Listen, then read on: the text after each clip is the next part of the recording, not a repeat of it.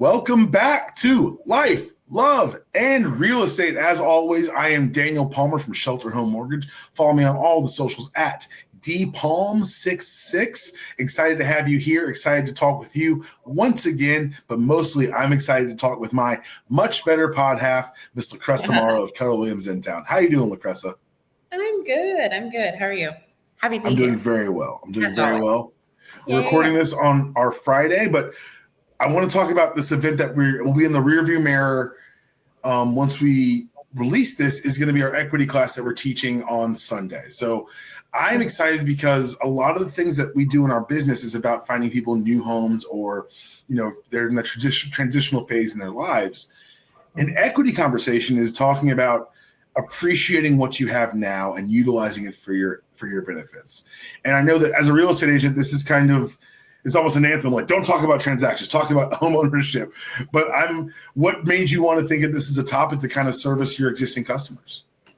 So, number one, I wanted to serve my people who have supported me in the past. I also think it's just something that I wanted to learn as well. I am a homeowner and I'm in an equity position. And as real estate professionals, we talk about it, but I've never walked it. And so I would love to get a little bit more details about the different avenues, right? And how I could use it. I have a couple ideas. But most importantly, no buts. Most importantly, I want to continue to be able to serve people who have supported me, and then be able to provide them with resources that they never knew they had, or they are sitting on and never paid attention to, or they knew it was there and didn't know how to use it. So either way, it's just providing more information for people, servicing our community in every way. We are about home ownership, right? And so if you have a home, doesn't mean that you're done with us. Doesn't mean that we're not here to help you. So that's where that comes from. Episode 12, we're recording it right now. I'm so excited to be doing it. Again, 12 episodes of a service mentality. And if you're listening to this, go ahead, slam that subscribe button wherever you're watching it. Listening, YouTube, Spotify, iTunes. Is it on iTunes? I think it's on our Apple podcast. I'm an old person. Wherever you're listening to our voices, make sure you subscribe so you don't miss any other of our nuggets of knowledge. Also, you've got someone in your life who would benefit from hearing from us. Maybe they already own a home, but they don't do anything with it, and they complain about their bills. Hey, send them this episode. Maybe, just maybe, they've talked about, my rent's going up again. Slide them a subscription to the podcast. Let them know what we are doing here to help them. Help us, help you, help your people so we can help them too, okay? Right on. So we talk about equity and we talk about it in real estate terms, but I want to talk about it because this is not just a real estate podcast. This is a podcast about life. And I want to talk about the equity we have in relationships. And I'll start here. So I turned 40 in our little break. I told everyone we took a bye week to celebrate my 40th. Thank you very much, Life, Love, and Real Estate. But at my 40th, my wife set up the dinner because I am bad at planning things. Okay. And she called all my friends, and we did it at a friend's restaurant. And I looked around the tables at one point, and there was no one I had known at those tables shorter than 15 years. Oh, wow. That's interesting. It was a very much a real no new friends type thing. The person I've known the least long at the tables, oddly enough, was Susan. Interesting. It's very weird. So meet these people. This is like you've known them since high school. I've known them since college. I've known them since young adult. Like some of them I've known from one of my best friends, best man at my wedding, or one of the grooms in my wedding. We met in kindergarten. We've been friends since we were 5 years old. That's another section of people I met in high school, and then everyone else was kind of that postgraduate, like figuring out my life situation. My buddy's restaurant, he's a bartender, was a bartender for years, got a couple little capital. He's opened his second restaurant, shout out to the Standard in Alpharetta. And I've known Dallas, who owns the Rest Standard, for 20 years now. We did the math. I came into his bar underage. Sorry, Mom. And he served me underage. Sorry, Dallas. And we struck up a fabulous friendship. But what's cool is, and I want to talk about equity because we've been through a lot, me and Dallas. We've been friends for 20 years. Our birthdays are 5 days apart, so it's always been a very painful stretch of days for us. But when I was in Philadelphia, my father got really sick. And my mother was very much, don't you dare come home. And so what he did, and my other friend, Steve Shimada, They owned a restaurant off Peachtree and Peachtree Battle. Right now it's Whitehall Tavern. They would cook meals for my mother for like 3 weeks and take them to her every night. And I've never paid them back. They won't let me. And that's what I'm talking about. But you do. That's what I'm talking about equity. Everybody does, but that's exactly. It's not what everybody does. It's a true relationship. And so when Susan was planning for the dinner, Dallas, without even asking, put us at low tables because he knows my dad's in that wheelchair. My dad didn't come, but he made space for my family without me asking. I love that. That's that's really beautiful. I love when we moved to Georgia when my dad was stationed at Fort Stewart right before he retired, and then we moved to Valdosta. I met people in middle school and high school that would probably be my longest connected school connection, I would say. And they all went to kindergarten together, went to elementary school together. There's some classmates of mine. Our reunion is this year, 30 years. There's classmates of mine who just got married, and they've known each other since they were in kindergarten. And that was always really fascinating to me as a military kid, and moving around and going to multiple schools throughout my life. There was never I didn't have those same connections, right? I didn't keep a pen pal that as our families traveled around the world, we stayed together. It was just you pick up with the new place and you. Let me just step in really quickly. Younger viewers and listeners, a pen pal before social media was you would live in one part of the world and you would write physical letters and put them in the mail to someone you had either known in the past or would never have met before. But that's hilarious. But I didn't even think that you have to actually explain what that is, but that's funny. That lets you know how much I Andy, we should put a trigger warning for old people at that section right there. For us, like a trigger warning, you're going to feel a little old when Daniel explains what a pen pal is. Yeah, I love hearing that. I say my longest friendship would be Bonnie and Adair, and so we've known each other since I was 19. So 20, almost 30 years. Probably that's my longest, same steady one. And then I've had some long friendships. And then I don't know, I learned you savor those friendships, right? Because they are so unique as you get older and you recognize that a lot of people don't even really have close friends. That's an interesting thing. Let alone have friends that they've been able to go through so many things with. I've been shedding people over the last 20 years. So I would say that I always say I have my fave five, my 5 people that if anything goes down, they're going to be the people who do that. Most of them have stayed and some have traded. And I had to learn from myself with some relationships. I'm not going off on a complete tangent, but I had to learn that time was just time. And so the equity, right, that you put into the relationship over time made me decide if those relationships were still worth keeping. And I'm sure from their end as well, when it came to me. So, equity is a very important thing. You have to show up in relationships in order to maintain those relationships. And what was funny, I was at one point, you kind of do let me take it in for a second. Let me really enjoy this night before it gets out of hand and I bring dishonor to my family. Never. I looked around and I'd done the wedding. I officiate weddings for my friends. I'd married 6 of the couples at the table, or 5 or 3 of the couples at the tables. Shawnee was there. Shawnee married me and Susan. It was very much this is super cool to have us all here together. And I joke about no new friends and that I don't have work friends. I have workplace proximity associates. But I will say this, that it's doing this project with you and Annie, you guys are much closer to friends than I've ever experienced, doing, especially the business we're in. It's a very transactional business. It's a very transitory business. People aren't always where they've been in the past, but I've really enjoyed these last 12 episodes, of course, the last couple of years of getting to know you. Susan loves you. And so that always helps too. And loves Annie. And so together, actually, so then she can decide really. Oh, she hears the stories, and she's occasionally on the speakerphone. So she everything she's seen, she's adored. Annie, she adores, and so I think it's really cool that as I was going through kind of the experience of being with my new friends, I found myself very excited to talk to my old friends. Excuse me. I felt very excited to talk to my new friends, and I think that. Go ahead.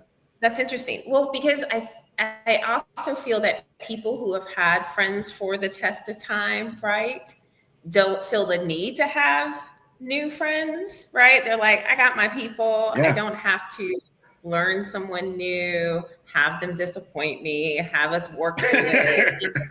All the things that friendships are, right? Like it's things just that happen, another relationship, and all relationships are hard, and all relationships take work, right? And so especially at our age, getting to know new people and bring new people into your life, that comes with a ton of things that we've had to work on as humans. It's different when you haven't had those mainstays, I would say. Then you are maybe a little bit more apt and open to having new friends. Because I had that life of, I had to learn to kind of pick up and restart, pick up and restart. Then me restarting new friendships. I'm okay with them lasting a couple years and being really close to someone, and then not being close to them anymore. Not saying it's not painful. So that's played out differently. That's played out differently in my life, in that these are long relationships, but we're not always as close or intertwined as we have been. Like, I've got friends I played football with in college who I'll talk to once every 2 months.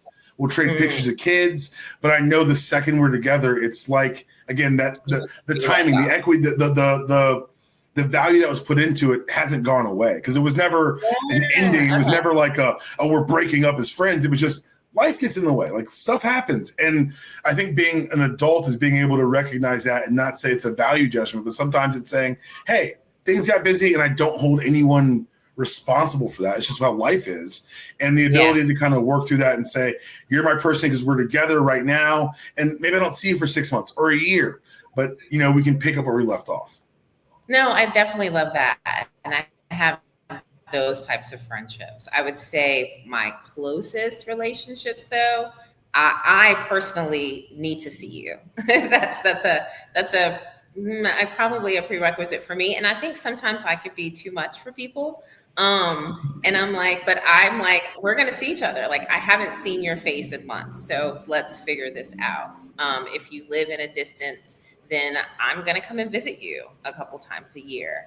But outside of COVID, I am a physical. Yes, conversations are great, but I need quality time. I'm a big quality time person, so that's my thing. But equity in friendships and relationships. Equity in friendships and relationships, and our parent. It's so funny.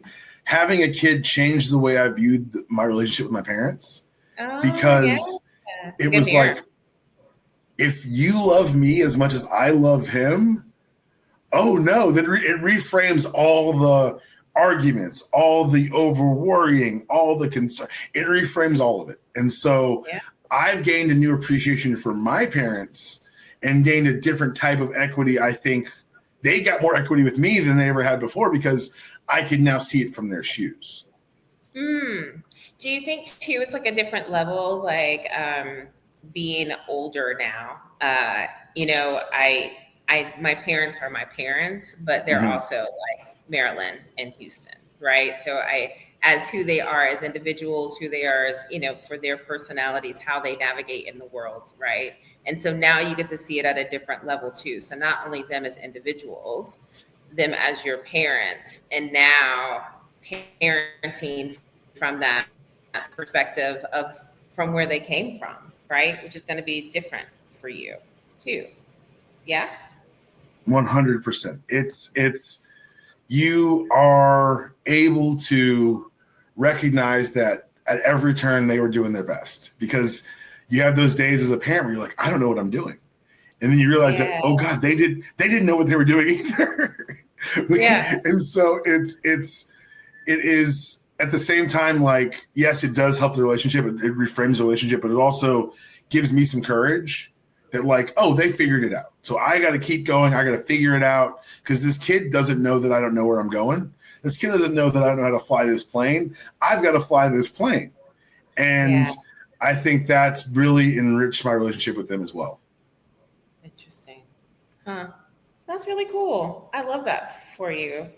And just, I mean, and having just grandparents around, that's a huge thing to have multi-generational beings around and the perspective and the lessons and it's a lot. It puts a lot of things into perspective. They're also way nicer to the baby than they ever were to me. Like, it's like, wait a second, I don't know these people. Completely different. It's absolutely different.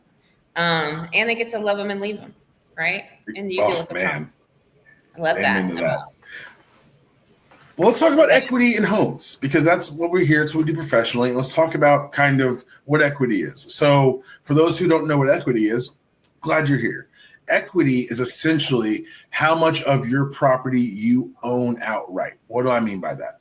When you buy a home, unless you're buying it all cash, you're going to have a mortgage on that home.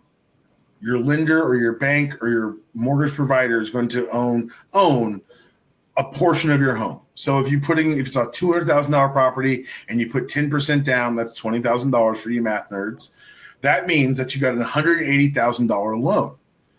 Each month you make your mortgage payment, you're chipping away at what that loan is, how much you owe on that loan. But at the same time, your property is getting more valuable, increasing your equity position. Now, you mentioned earlier, you're a homeowner and you're in an equity position. Can you explain to the listeners and the viewers kind of what that means from our perspective? Okay. So I'll tell you what I understand of it because this is more of his lane than me. So, because one of the things that as a realtor, we talk about increase in value. We can never say what the rate of that increase is going to be. Different markets bring out different things. But overall, when you purchase a home, it is an investment. This is an investment that increases in value over time.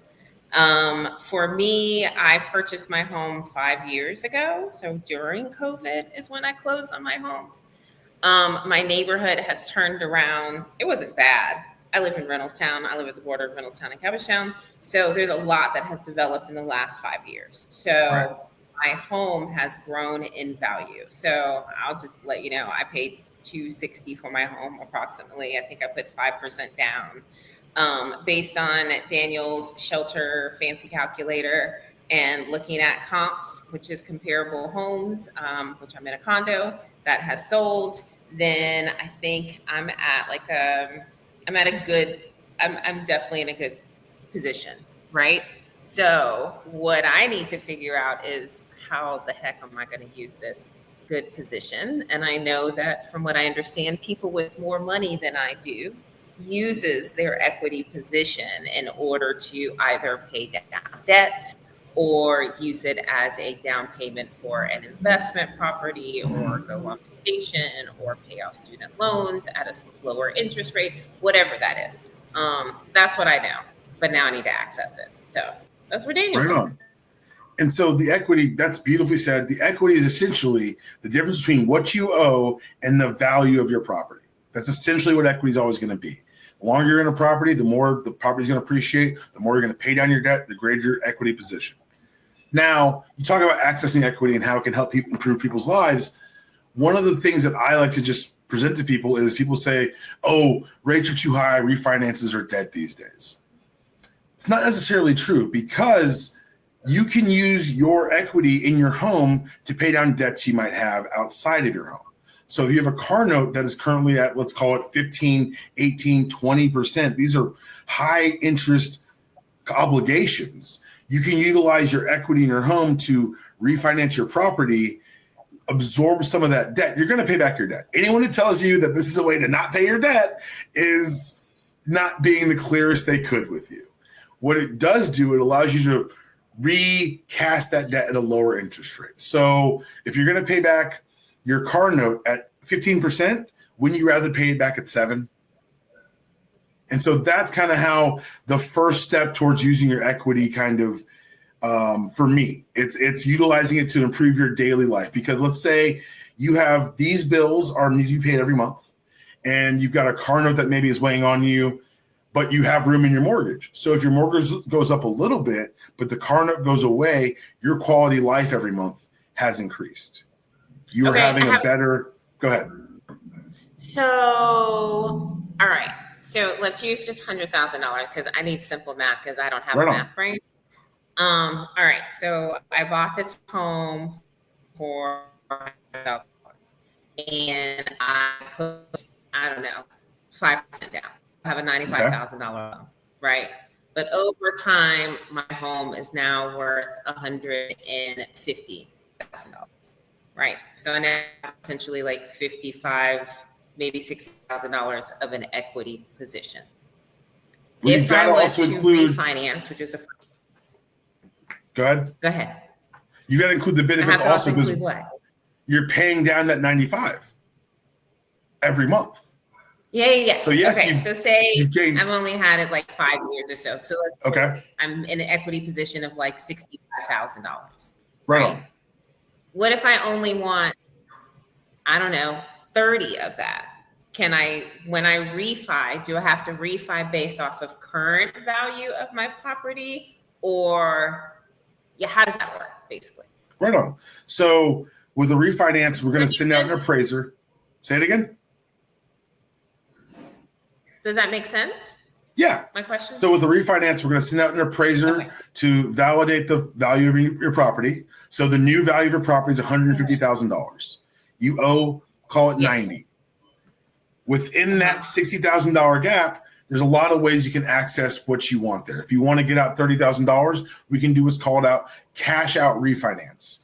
Free up $30,000, you walk away, no one asks any questions. Congratulations. Here's your new mortgage payment. It's gone up a little bit. Here's your new rate, probably gone up some, but here's $30,000 of cold hard cash in your hands in about 30 days. But there are other ways to access it as well. You can do a home equity line of credit because now you've got this equity. You want to tap into it, but you don't necessarily need $30,000 in your hands because you don't trust yourself or because you've got longer term projects. You don't know what's going to happen. So what you can do then is say, hey, look, I would love a line of credit for up to $30,000 so I don't touch my initial mortgage rate. This would be a second mortgage on your property. But what it would say is, hey, we've got $30,000 available to you. You don't start making payments on anything until you start taking out that money. And that'll be a separately negotiated interest rate, generally around 8 or 9% going off industry averages right now. But again, talk to your lender, talk to your banks, find the best options for you. It's a lot less invasive and faster than starting over your refinance altogether. And because you closed in 2020, we can protect that low interest rate that I know you locked in at. Okay, so essentially a HELOC would be like a credit card. Yes, essentially, yes, ma'am. Okay. I got to break this down to where it can make sense for me. All right. You're good. A HELOC is a credit card. And then if I refi, is there a difference in just refinancing and then refinancing cash out? Yes, there is. That's a great question. So refinancing, we can do lots of things there. I've actually got one closing next week where we're saving the borrower over $200 a month and skipping 2 mortgage payments just because rates have come down from when she purchased. And when she purchased to now, she's improved her credit position. She's making more money. She's got a lot more options than she did when she first got into the home.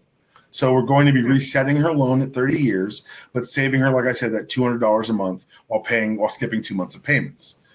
If she had wanted to say, hey, I want to take some cash out, we would not necessarily be available to necessarily lower the payment or lower the rate, but you'd have access to the capital that you want as well. So there's going to be gives and takes on both of these. I would say that if you're looking to say, hey, I want to save some money, I want to see how much better a rate I can apply for, have that conversation with the lender, probably this lender, but any lender in your life to see exactly what the benefits of refinancing can be for you. If you happen to have closed in the last 2, 3, 4 years when rates kind of took that hike, it may be worth looking at to see how much money you could be saving right now. Particularly, as you know, when you're making your mortgage payments, guess what else is happening? You're increasing your credit because the credit bureaus are watching you make your mortgage payments every month. That's adding to your credit capability. You're making you more credit worthy. Let's say hey, I was in an FHA, 30-year FHA, but now I got a raise, I got a bonus, I got a great job. I'm at over 800 credit score. Great. let's look at taking you to maybe a 30-year conventional, or if you're trying to get out of the loan faster, maybe a 15-year conventional. We can take down terms, we can take down monthly payments, and then before you do any of that and say 15-year, let's have a conversation in depth about what you think your next 5 to 10 years are going to look like. Because I've got clients who say, I want a 15-year. And I say to them, well, that's going to result in a higher payment. What if we did a 30-year and you made one extra principal payment every year to increase your equity position that way? The bottom line is, once you own a home, once you're invested into a property, you're going to have a myriad of options to navigate that property and to make that property work for you. One of my sayings that is kind of cliche is, if you do not use your home as an asset, it's just an expensive storage unit. Okay. You should put that on a shirt. Okay. So what is the cost? I mean, we've talked about like, you're going to be, okay, so if you refi your home, it's going to be at current interest rates. If you do a HELOC, it's going to be probably like less than 10% for probably like that 7 to 9%, depending on your position, right? And that would be the cost of that. So anytime you close on a loan, right, there's general costs that come with closing the loan. So what additional costs? So yes, I get the $30,000, but what is the cost of getting the $30,000 outside of me increasing my loan amount per se than what I previously had? 100%. So normally you're going to have title fees. And again, just like any other closing, you got to establish some escrow accounts. It's one of the reasons when I have clients who say, hey, I want to buy now, I'm going to refinance in 5 years, I tell them to make sure they come to me first for the refinance. Because if you stay with your current lender, there will be no resetting or reestablishment of an escrow account. They can roll it over from one loan to the next. If you go to another lender, let's say you close with a big box lender, they don't have the best rates when refinance time comes, then you go to a more local lender like a shelter. We'll go ahead and do your refinance. We'll take the funds at closing to reestablish those escrow accounts, but that means your departing lender has 30 legal days to issue you the refund check for anything that's left in those escrow accounts. Gotcha. Okay. Because it's money you pay. It's money that they're supposed to disperse. Right. They can't legally hold your money. So there'll be some kind of like title fees, of course, lender title, owner title. Taxes are already kind of estimated if you stick with your lender. If not, then they'll have to estimate taxes or whatever. And then a loan origination fee, right? 100%. And the beauty of all this is it's going to be rolled into your loan. So it's not going to feel like here's $30,000 minus all our fees.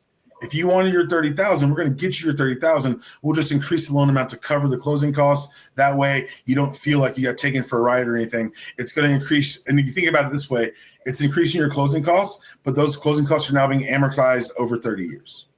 So while we say, hey, look, these are these additional fees, you're paying them pennies on the dollar over time. And particularly as long as you have owner's title at your initial closing, there's no reason to buy it again at refinance. So that's another way you're going to be saving money versus a normal purchase as well.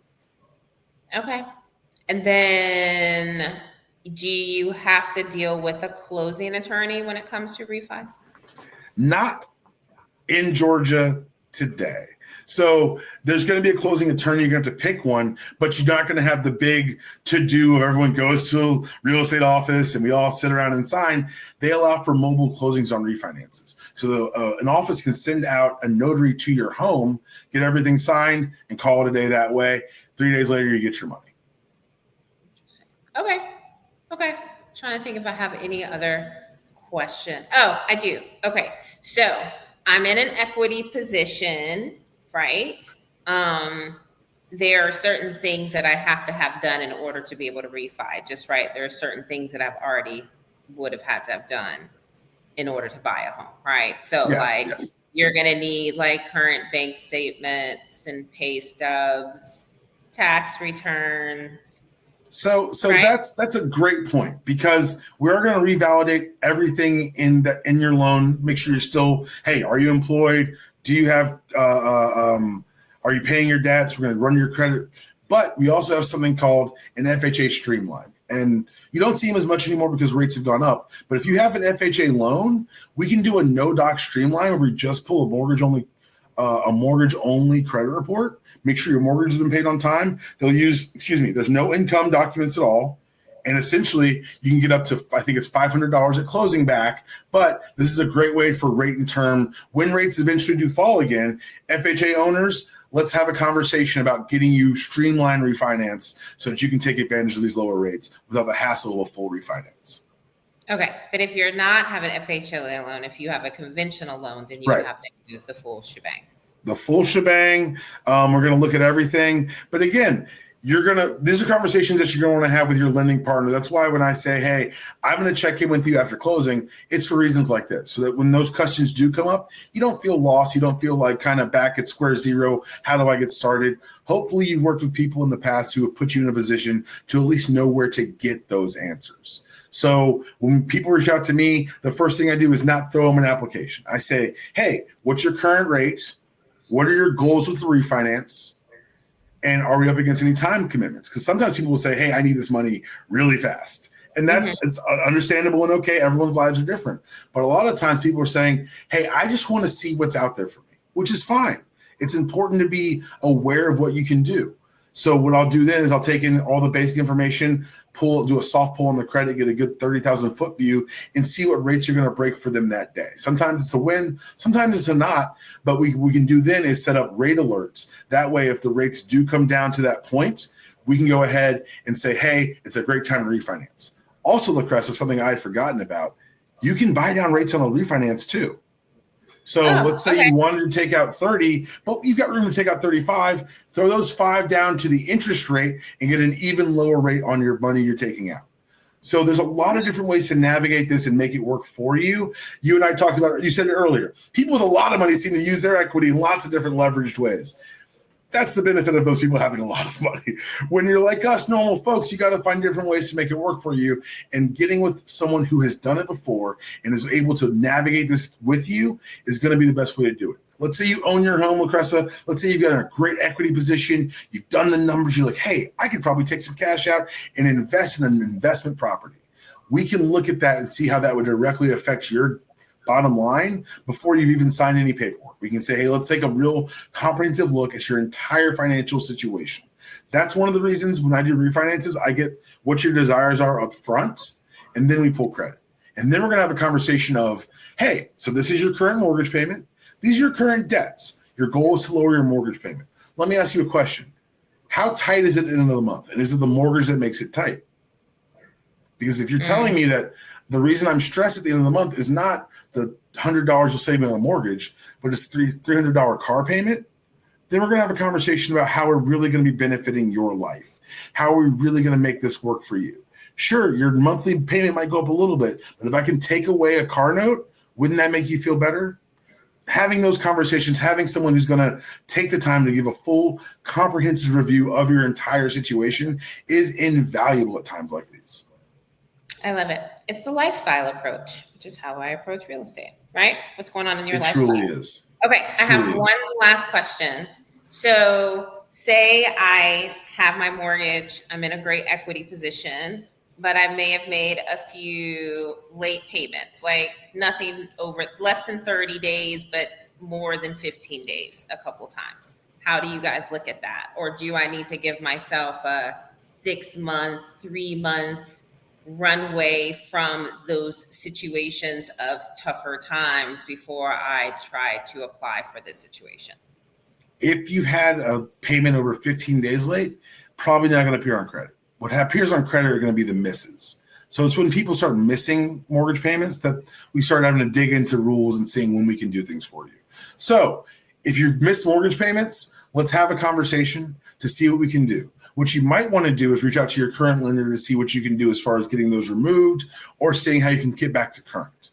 If you've made some lates and you say, hey, just think that away from me, we can explain that away on the back end. We can understand that. That's life happens to all of us. It's when you have 1 or even 2 missed payments in a 12-month period that honestly, from a fiduciary responsibility standpoint, for a lender, It looks like I'm not going to get my money. It looks like I'm not going to get my money. Oh, no, now if you're going to pay me back, maybe we should stable. No, I mean, but no, you're 100% right. They're going to be looking particularly strong at the mortgage payment history because they want to make sure this is someone who's paying their debts on time, someone who's going to prioritize paying the mortgage, making sure these things are taken care of. That's a great question. Okay, I think that's all I have right now. I'm definitely going to come up with some more before we have our first equity class coming up this Sunday. Although by the time you guys get to this podcast, we would have had the equity class, and so we'll be able to have a back end conversation about how it went, what we learned, and what kind of questions people have, because everyone's brain is different. So I'm always fascinated as to what questions people come up with. And I'm sure I'll have some new ones. So this was great. This was fantastic. I love talking to you. And a reminder to everyone out there, the first part of getting equity, of using your equity, is getting your equity.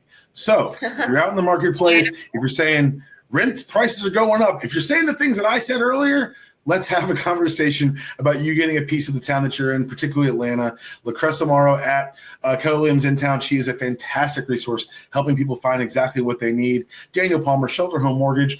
If you can pay your rent, you can pay a mortgage. It's my job to help you qualify.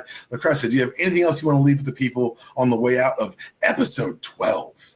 So it's his job to help you qualify. It is my job to help you understand what you can truly afford, because a lender is going to qualify you for your maximum based on your income. And I'm going to tell you, I don't know if that's right. Not that it's wrong, but what works for you, right? So let's talk about what works for you and get you qualified with a lender so that we can get you a home that you can afford comfortably and contribute and still love the lifestyle that you have or the one that you want to build for yourself. So LAC sells ATL. That's my Instagram handle. LaCressa Morrow, KW in town. You can Google me.